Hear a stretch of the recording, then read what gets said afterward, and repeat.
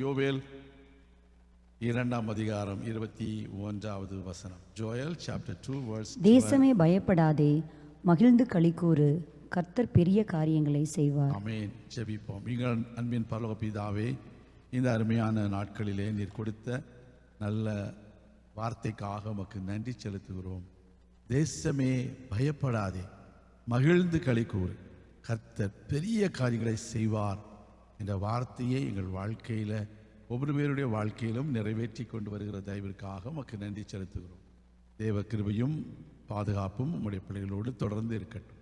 இயேசு கிறிஸ்துவின் நாமத்தில் நல்ல பிதாவே, ஆமேன். கர்த்தருடைய பரிசுத்த நாமத்திற்கு ஸ்தோத்திரம் உண்டாவதாக. இந்த நாளிலும் ஆண்டவருடைய வார்த்தையின் மூலமாக உங்களை சந்திப்பதிலே மிகுந்த சந்தோஷம். கர்த்தருடைய பிள்ளைகளே, கடந்த நாட்களிலே பயப்படாதே, ஃபியர் நாட் என்றதான ஒரு தலைப்பில் நாம் தேவனுடைய வார்த்தையை தியானித்தோம். பல வகையான பயம் வருவதற்கு காரணம் என்ன அப்படின்னு நம்ம தியானித்தோம். பல வகையான பயம் இல்லையா? நமக்கு ஆதாம் ஏவாள் பாவம் செய்த பொழுது அவர்களுக்கு பயம் வந்து விட்டது. அவர்கள் பயந்து ஒளிந்து கொண்டார்கள் என்று பார்க்கிறோம். அதே போல நம்மை தாக்குகிற பல வல்லமைகள், பராக்கிரமம் படைத்தவர்கள் நமக்கு எதிராக வரும்பொழுது நமக்கு என்ன வரும்? பயம் வரும். ஆமென். எலியா பெரிய ஒரு தீர்க்கதரிசி தான். பாகாலின் தீர்க்கதரிசிகள் எல்லாருக்கும் முன்பதாக தேவன் மெய்யானவர் என்பதையும், யெகோவா தேவனே உண்மையான தேவன் என்பதையும் வெளிப்படுத்தின அந்த எலியா ஒரு சாதாரண சொல்ல முடியாது. அந்த காலத்தில் அவங்க தான் அம்மான்னு சொல்ல முடியும். அவங்க பேர் என்ன பேரு? ஏசபேலுங்க. என்ன பேரு? ஏசபேல். அந்த ஏசபேல் சொல்றாங்க, 24 மணி நேரத்துக்குள்ள உன் உயிரை நான் முடிக்கலைன்னா நான் யாரு? ஏசபேல் இல்லை அப்படின்னு சொல்றாங்க, சவால் விடுறாங்க. இந்த ஊழியக்காரர் அவ்வளோ பெரிய வல்லமையான தேவனுடைய வல்லமையை நேரடியாக கண்டவர், எத்தனையோ பாகால் தீர்க்கதரிசிகளை கொன்றவர். அந்த ஸ்திரீக்கு பயந்து போய் என்ன செய்கிறாரு? போய் ஒளிந்து இருக்கிறார். அப்படி அதிகாரங்களை பார்த்தால், வல்லமையை பார்த்தா மக்களுக்கு என்ன வருது? பயம் வருகிறது. அப்புறம் இன்னொரு பயம் பார்த்தோம். எப்படி? ஆவேசம் என்று ரொம்ப ஆவேசமா பேசிட்டாங்க. எப்படி? ஆவேசம்னா என்ன? தமிழ்ல சொல்லுது, ஆவேசம் என்றால் என்ன? பிசாசு என்று பயம் பேரா. மத்தேயு 14:26, மார்க்கு 6:49 இந்த வசனங்கள் வாசிக்கும் பொழுது இந்த ஆவேசத்தை பார்த்து ஆவேசமா இருக்கிறவங்க கூட பயந்துட்டாங்க. யார் அந்த பேதுரு? அவர் ரொம்ப ஆவேசமா பேசுறவர் பார்த்தீங்களா? அவரு பயந்துட்டாரு. ஆவேசம் என்று பயந்ததினால். அப்படி பிசாசை பார்த்தா பயம். கர்த்தருக்கு ஸ்தோத்திரம். ஆனா பிசாசை பார்த்தா நம்ம யாரும் பயப்படக்கூடாது. அல்லேலூயா. பிசாசு எங்க இருப்பான்? எல்லா இடத்துலையும் இருப்பான். அவன் தேவனுடைய பிள்ளைகளை எப்படி மடக்கலாம்னு இருப்பான், எப்படி அவங்களுடைய மனதை குழப்பலாம்னு இருப்பான், எப்படி அவங்கள பயம் முறுத்தலாம்னு இருப்பான், எப்படி அவங்களுடைய விசுவாசத்தை அவன் எப்படியாவது இழுத்து போட்டுடலான்னு நினைப்பான். அவன் பார்த்து என்ன செய்யக்கூடாது? பயப்படக்கூடாது. இப்படி பல வகையான பயம் வருவதற்கு காரணங்கள் உண்டு. அப்போ இந்த பயத்தை நம்ம எப்படி மேற்கொள்ளலாம்? ஆமென். ஆண்டவருடைய வார்த்தையை நம்ம விசுவாசிக்க வேண்டும். ஹல்லேலூயா. ஆண்டவருடைய வார்த்தையை முழுமையாக விசுவாசிக்கணும். இந்த வசனம் வாக்குத்தத்தம் மாத்திரம் சிலவங்களுக்கு இருக்கும். வாக்குத்தத்தத்தில் பாதி தான் இவங்களுக்கு ஞாபகம் இருக்கும். அந்த வாக்குத்தத்த வசனத்தில் பாதி தான் இருக்கும். எப்படி? கர்த்தர் பெரிய காரியங்களை செய்வார், கர்த்தர் பெரிய காரியங்களை செய்வார், கர்த்தர் பெரிய காரியங்களை செய்வார். அந்த பாதி தான் தெரியும். மேலே உள்ளது என்னது? நீ பயப்படாதே, மகிழ்ந்து களிக்கூறு, அதெல்லாம் மறந்துடுவாங்க. கர்த்தர் பெரிய காரியங்களை செய்வார் அப்படிதான் சொல்றாரு. பெரிய காரியங்களை செய்வார் இல்லைன்னு சொல்லலை. அதே மாதிரி நிபந்தனையை நம்ம என்ன செய்து விடக்கூடாது? மறந்து விடக்கூடாது. அதனால தான் முழுமையாக வார்த்தையை விசுவாசிக்கணும். ரெண்டாவது, அவருடைய வாக்கு தத்தத்தை விசுவாசிக்கணும். மூன்றாவது, ஆண்டவராகிய இயேசு கிறிஸ்து வல்லமை உடையவர். எவ்வளவு பெரிய சக்தி வந்தாலும், எவ்வளவு பெரியதான வல்லமைகள் வந்தாலும், எவ்வளவு பெரிய பிசாசு வந்தாலும், எவ்வளவு பெரிய பாவம் நம்மை ஆட்கொண்டு நம்மை பயமுறுத்தினாலும், அவை எல்லாவற்றையும் ஜெயிப்பதற்கான அதிகாரத்தை இயேசு நமக்கு கொடுத்திருக்கிறார். விசுவாசிக்கிறோம் இல்லையா? சொல்லுங்க. லூக்கா 10ஆம் அதிகாரம் 19வது வசனம் சொல்கிறது, சர்ப்பங்களையும் தேள்களையும் மிதிப்பீர்கள், சத்துருவின் சகல வல்லமையை மேற்கொள்வீர்கள். அப்புறம் சர்ப்பங்களையும் தேள்களையும் மிதிக்கவும் சத்துருவின் சகல வல்லமையை மேற்கொள்வதற்கு உங்களுக்கு அதிகாரம் கொடுக்கப்பட்டிருக்கிறது. ஒரு வழியா சொல்லுங்க. அப்போ யாருக்கு அதிகாரம் கொடுக்கப்பட்டிருக்கிறது? யாருக்கு? பாஸ்டருக்கு. அப்படி நீங்க போட்டிருக்குதா? நீங்க அப்படிதான் நம்ம நினைக்கிறோம். நீங்க ஜெபிக்கிறது நான் தப்பு இல்லை, அவங்க எப்போ கூட ஜெபம் பண்ணுவோம், உங்களுக்காக ஜெபிக்க தான் இருக்கிறோம், இல்லைன்னு சொல்லலை. ஆனாலும் சில வேளைகளில் கர்த்தருடைய பிள்ளைகளே, நீங்க அந்த அதிகாரத்தை பயன்படுத்தணும். அல்லேலூயா. அதிகாரத்தை பயன்படுத்தணும். சத்துருவின் கொஞ்ச நெஞ்ச வல்லமையெல்லாம் நீங்க மேற்கொள்வதற்கு அதிகாரம் கொடுத்தேன்னு சொன்னாரா? இல்ல, சகல வல்லமையை. ஆமென். அப்ப சகல வல்லமையை மேற்கொள்ள உங்களுக்கு அதிகாரம் ஆண்டவர் கொடுத்திருக்காரு. அந்த ஆண்டவருடைய அதிகாரத்துல. ஆமென். மத்தேயு சுவிசேஷம் 28ஆம் அதிகாரம் 19-20 வசனங்களை வாசிக்கும் பொழுது, வானத்திலும் பூமியிலும் உள்ள சகல அதிகாரம் எனக்கு கொடுக்கப்பட்டிருக்கிறது, ஆகையால் நீங்கள் புறப்பட்டு போய் அப்படின்னு சொல்றாரு. அப்போ இயேசு கிறிஸ்துவுடைய அதிகாரத்தை பெற்றவர்களாக, இயேசு கிறிஸ்துவுடைய அதிகாரத்திற்கு பாத்திரவான்களாக நம்ம வாழும் பொழுதுதான் அந்த அதிகாரத்தை நம்ம பயன்படுத்த முடியும். அல்லேலூயா. புரிஞ்சுதுங்களா உங்களுக்கு? இப்போ ஆண்டவர் சொல்கிறாரு, நான் உயிர் தெளிந்திருக்கிறேன், நான் உயிரோடு இருக்கிறேன், இன்றைக்கு எனக்கு அதிகாரம் கொடுக்கப்பட்டிருக்கிறது, நீங்க என்னுடைய சீஷர்களாக இருப்பதனால, நீங்கள் என்னை பின்பற்றுகிறதுனால நான் உங்களை அனுப்புகிறேன், அந்த நாமத்தில் நீங்க போங்க அப்படின்னு சொல்றாரு. உங்களுக்கு தெரியுமா, அப்போஸ்தலர் நடவடிக்கைகளில் ஒரு பிசாசு வரும். அந்த பிசாசு வந்து அசுத்தாவி வரும். அப்போ அங்கே ஸ்கேவான்னு ஒருத்தர் இருப்பான். அந்த ஸ்கேவாக்கு எத்தனை குமாரர்கள் இருப்பாங்க? இப்போ நமக்கு எத்தனை குமாரர் நமக்கு ஞாபகம் இல்லை, ஸ்கேவாக்கு எத்தனை குமாரர் அப்படின்னு யாருக்கிட்ட கேட்குறீங்க பார்த்தீங்களா? அப்போ அந்த ஸ்கேவாவுடைய குமாரர்கள் என்ன செய்வாங்க? பவுல் பிரசங்கிக்கிற இயேசுவின் நாமத்தில் நீ போடு சொல்லுவாங்க. அந்த பிசாசு தெரியும், உன்னையும் தெரியும், உங்க அப்பனையும் தெரியும், போடா நீ யாருடா அப்படின்னு கேட்கும். புரிஞ்சுதா உங்களுக்கு? நமக்கு ஆண்டவரிடத்தில் அதிகாரம் வேணுமே ஒழிய பாஸ்டர் பால்மர் சொல்லுகிற இயேசுன்னு சொல்லக்கூடாது. உங்களுக்கும் இயேசுக்கும் என்ன சம்பந்தம், அதை கேட்கணுங்க முதல்ல. இன்னைக்கு நிறைய பேருக்கு ஏன் பிசாசு ஓட மாட்டாங்குது, ஏன் பிசாசு உங்களை போட்டு தலையை பிடிச்சி ஆட்டுதுன்னா, ஏன் தெரியுமா?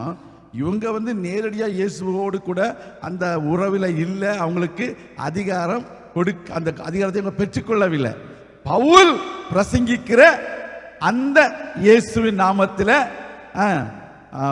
ஸ்தோத்திரம், நான் உன்னை துரத்துகிறேன் அப்படின்னு சொல்லி பார்க்கிறதை பார்க்கிறோம். கர்த்தருடைய பிள்ளைகளே, அதுதான் இன்னைக்கு நிறைய வேலைக்கு ஸ்தோத்திரம். அந்த வசனத்தை எடுத்து பார்க்கும் பொழுது ஸ்தோத்திரம்.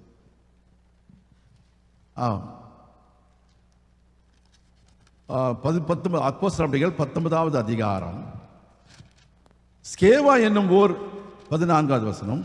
7 பேர், எத்தனை குமாரர்? ஒரு குமாரரா, 2 குமாரரா? 7 குமாரர்கள் இருந்தார்கள் அந்த ஸ்கேவாவுக்கு. அந்த 7 குமாரர்களை எப்படி செய்தார்களாம்? ஆமென்.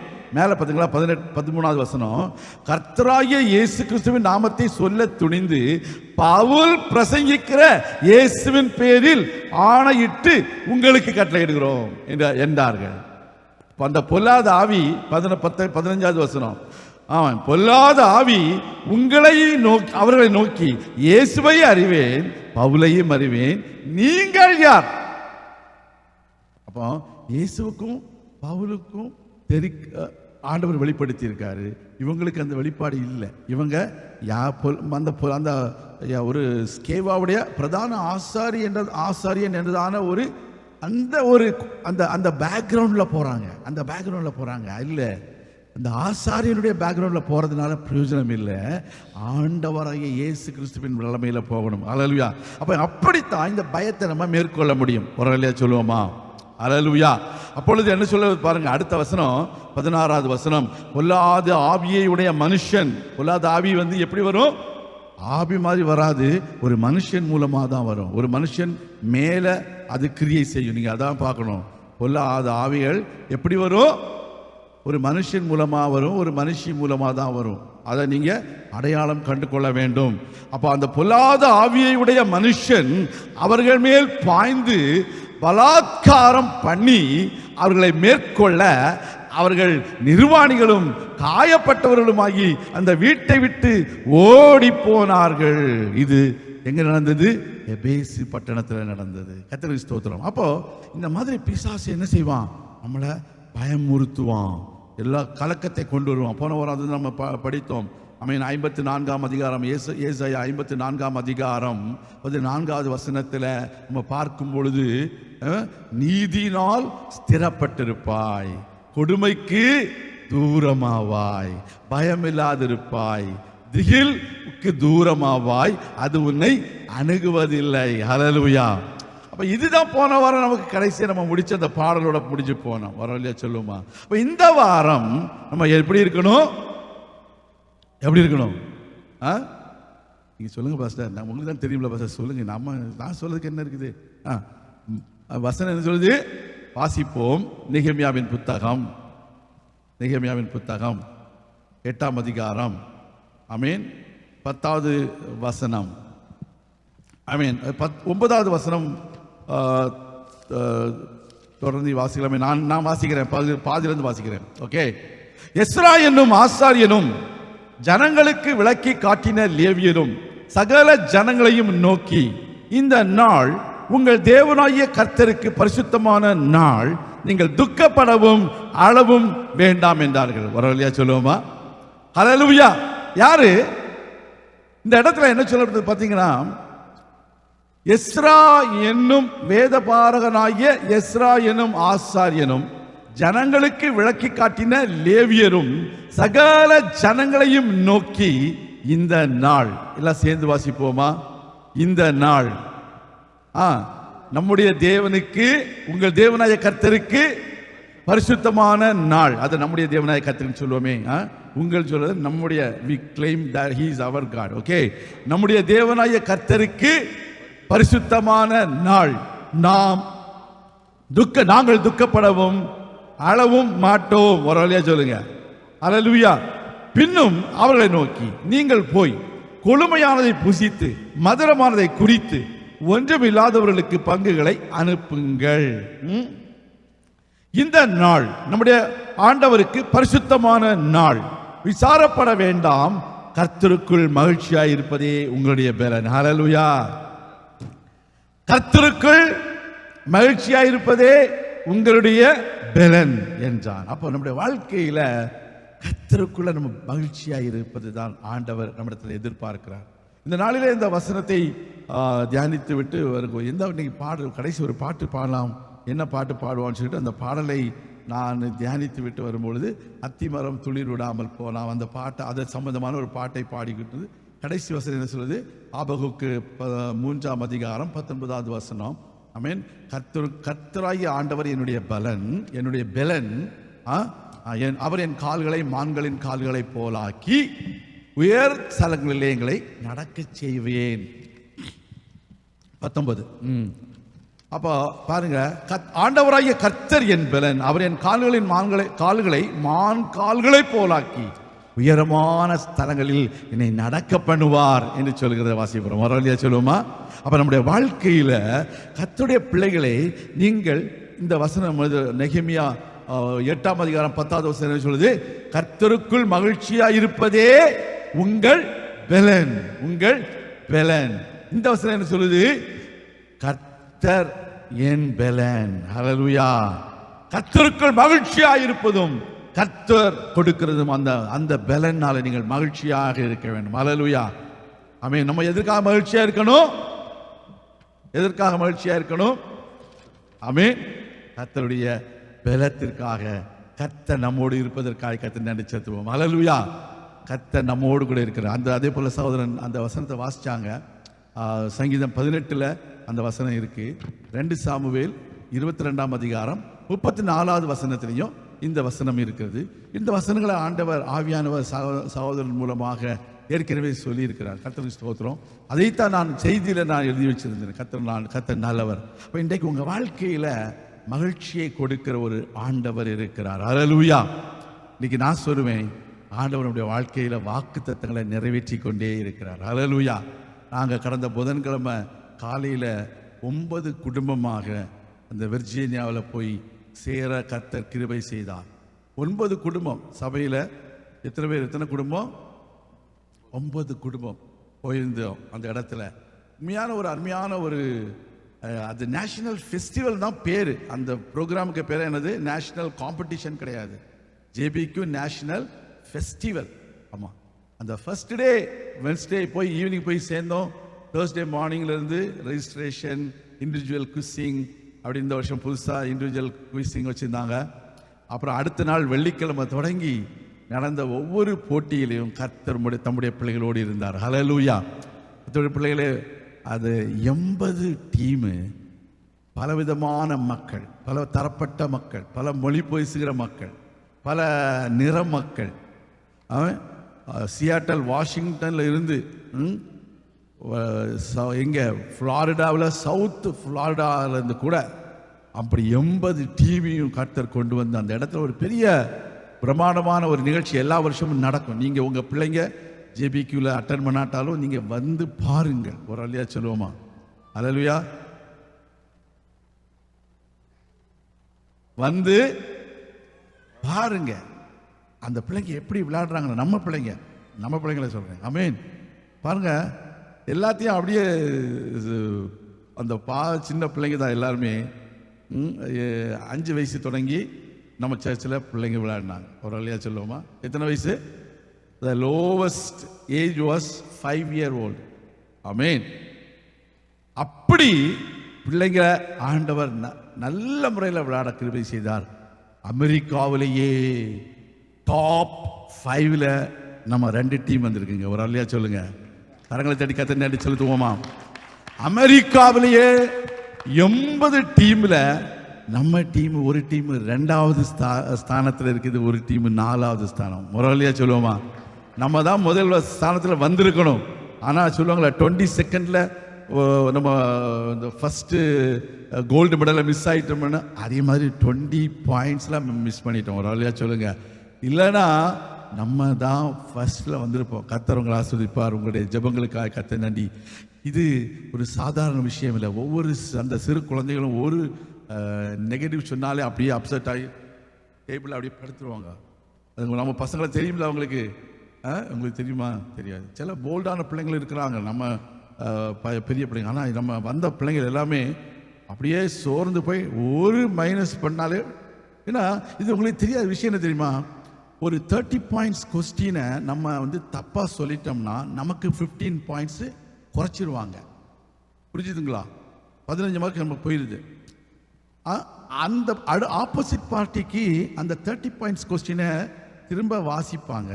அவங்க கரெக்டாக தெளிவாக சொல்லுவாங்க. அவங்களுக்கு 30 பாயிண்ட்ஸ் கிடைக்குது. மொத்தத்தில் நமக்கு எத்தனை பாயிண்ட்ஸ் லூஸ் ஆகிறோம்? 45 பாயிண்ட்ஸ் நம்ம லூஸ் ஆகிறோம். 15 பாயிண்ட்ஸ் குறைஞ்சி போயிடுது. 30 பாயிண்ட்ஸ் அவங்களுக்கு நம்ம கொடுக்குறோம். அவங்களுக்கு அந்த ஒரு ஆப்பர்ச்சுனிட்டி போயிடுது. அவங்களுக்கு ஃபுல் ஆப்பர்ச்சுனிட்டி அந்த 30 பாயிண்ட்ஸ் அவங்க எடுக்கலாம். 45 பாயிண்ட்ஸ் மிஸ் பண்ணுறோம். இவ்வளவு டஃப்பான ஒரு மேட்ச்சு. நெகட்டிவ் இந்த நம்ம தப்பாக சொல்லிட்டோம்னா தப்பாக சொல்லிட்டியா நீ சொல்லு அப்படிலாம் கிடையாது. தப்பாக சொன்னால் மைனஸ் மார்க்கு. அதே சமயத்தில் அந்த அடுத்த பார்ட்டிக்கு ஈஸியாக கிடைக்கும். அந்த சொலையாக வாங்கிடுவானுங்க. ஏன்னா எல்லாருமே படித்தவங்க தான் அவங்க. ஏன்னா ரீஜனல்ஸு குவாலிஃபை ஆனவங்க தான் அங்கே வருவோம். அங்கே போகிறவங்க எல்லாமே அட்லாண்டா தமிழ் சர்ச்சில் குவாலிஃபை ஆனவங்க கிடையாது. இவங்கெல்லாம் சவுத் ஈஸ்ட் ரீஜனல்ஸ் 5 ஸ்டேட்டில் போய் விளையாடி அதில் குவாலிஃபை ஆனது நம்ம 2 டீமு. அந்த டீமில் நம்ம ஜார்ஜியாவிலேருந்து 3 டீம் வந்ததில் 3 டீமும் ஃபர்ஸ்ட் 5 வந்துட்டோம். ஒரு வழியாக சொல்லுங்கள். இந்த ஜார்ஜியா ஜேபிக்கு கோஆர்டினேட்டர்ஸ் ரொஷேல் ஸ்பேர்ஸ் அவங்களுக்கு ரொம்ப பெருமை. நாங்கள்லாம் ஃபோட்டோ எடுக்கும்போது எங்கள் கூட வந்து நின்றுடுவாங்க அவங்களும். ஏன்னா அவங்களுக்கு அவங்க ஸ்டேட்லேருந்து அவங்க கண்ட்ரோலில் இருக்கிற டீம்ஸ் இல்லை, நாங்கள்லாம் 2ஆம் நம்பர் 3ஆம் நம்பர் 2ஆம் நம்பர் 4ஆம் நம்பர் 5ஆம் நம்பரில் வந்துடுவோம் பாருங்க. அப்படி நான் என்ன சொல்ல வரேன், ஆண்டவர் வாக்குத்தத்தத்தை நிறைவேற்றுவார். அதனால நீங்கள் தைரியமாயிருங்க. ஒரு வழியா சொல்லுங்க. வசனம் இந்த வருஷம் இந்த மாதம் வாக்குத்தத்தை என்னது பயப்படாதே, கர்த்தர் பெரிய காரியங்களை செய்வார். ஒரு வழியா சொல்லுங்க. போன வாரம் இந்த இடத்துல பயப்படாதே, நம்ம ஃபியர் நாட் சொல்லிட்டு நாங்கள் போனோம் அங்கே. ஆனால் ஒவ்வொரு மேட்சும் நாங்கள் தாண்ட கர்த்தர் விஷயம் தெரியுமா? எந்த இடத்துல ஒருவேளை நாங்கள் தோக்காம கிடையாது, தோற்றோம். எந்த இடத்துல தோத்தமோ அந்த எதிராளியை கர்த்தர் இன்னொருத்தனை வச்சு தோக்கடிச்சார். ஒரு அழியா சொல்லுங்க. நம்ம பசங்க பை மிஸ்டேக், நான் சொன்னல இந்த மாதிரி 45 பாயிண்ட் விட்டுருப்பாங்க சில இடங்கள்ல. அந்த இடத்துல நம்ம தோத்திருந்தோம்னு வச்சுக்கோங்க, அந்த பாயிண்ட் நம்ம யார் நம்மளை ஜெயித்தாங்களோ அவங்கள இன்னொருத்தவங்க வந்து தோக்கடிச்சு அவங்களையும் ஆண்டவர் கீழே தள்ளி நம்மளை மேலே கொண்டு போயிட்டார். எப்படி சொல்லுங்க, ஒரு வழியாக சொல்லுவோமா? இன்னொன்று பார்த்தீங்கன்னா, நம்முடைய அந்த லெவல் 1 தான் டாப் 10 டீம்ஸ். அந்த லெவல் 1ல் நம்ம பிள்ளைங்க 4th இருக்காங்க, 10th இருக்காங்க, சரி 4th 6th 10th 15th எல்லாத்துலேயும் நம்ம பிள்ளைங்க இருக்காங்க. ஒரு வழியாக சொல்லுவோமா? ஃபர்ஸ்ட் 15லேயும் நம்ம பிள்ளைங்க இருந்தாங்க. ஆனால் அதில் வந்து அவங்க வந்து வேறு ஏதோ ஒரு இதில் கொடுத்துருக்குறாங்க ப்ரைஸஸ், இண்டிவிஜுவல் ப்ரைஸு. ஆனால் நம்ம இந்த டாப் 10 டீம்ஸில் உள்ளதில் நீங்கள் நம்பர் இந்த யார் நிறைய எடுத்துருக்காங்க பார்த்தீங்கன்னா 4th 5th 6th அப்புறம் 10th 14th 15th எல்லாமே நமக்கு தான் கிடைச்சிருக்குது. கர்த்தருக்கு ஸ்தோத்திரம். அப்போ நான் என்ன சொல்ல வரேன், கர்த்தர் வாக்குத்தத்தத்தை நிறைவேற்றுவார். ஒரு வழியாக சொல்லுவோமா? இன்னைக்கு நம்ம நேற்றுக்கு வந்த எல்லா மக்கள், நமக்கு தெரிஞ்சவங்க எல்லாரும் அப்படி நம்மளை மேலே பார்க்குற அளவுக்கு கர்த்தர் நம்மளை ஆசீர்வதிச்சிருக்காரு. ஒரு வழியாக சொல்லுவோமா? ஏன்னா எல்லா தமிழ் பீப்புளுக்கும் அங்கே தெரியும். நிறைய தமிழ் டீம்ஸ் வந்தாங்க. சிகாகோ, நார்த் கரோலைனா, அப்புறம் நியூ ஜெர்சி, அப்படி இப்படின்னு நிறைய பேர் வந்தாங்க. எல்லாருக்கும் நம்ம அரிசோனா, வாஷிங்டன், சியாட்டல், அப்புறம் வாஷிங்டன், லோக்கல் வாஷிங்டன், இப்படி எல்லா இடத்துல மக்களுக்கும் நம்மளை நல்லாவே தெரியும். நம்ம சர்ச்சையும் தெரியும், என்னையும் பற்றி நிறைய தெரியும். இப்போ எல்லாரும் அவங்களுக்கு ஒரு பெருமை என்ன தெரியுமா, நம்ம தமிழ் டீமு 2வது இடத்துல 4வது இடத்துல எல்லாம் வந்திருக்குன்னு சொன்னால் அவங்களுக்கு ரொம்ப பெருமையாக இருந்தது. அது எல்லாரும் வந்து என்ன இடத்துல வாழ்த்துகள் சொல்லிட்டு போனாங்க. ஒரு வழியாக சொல்லுவோமா?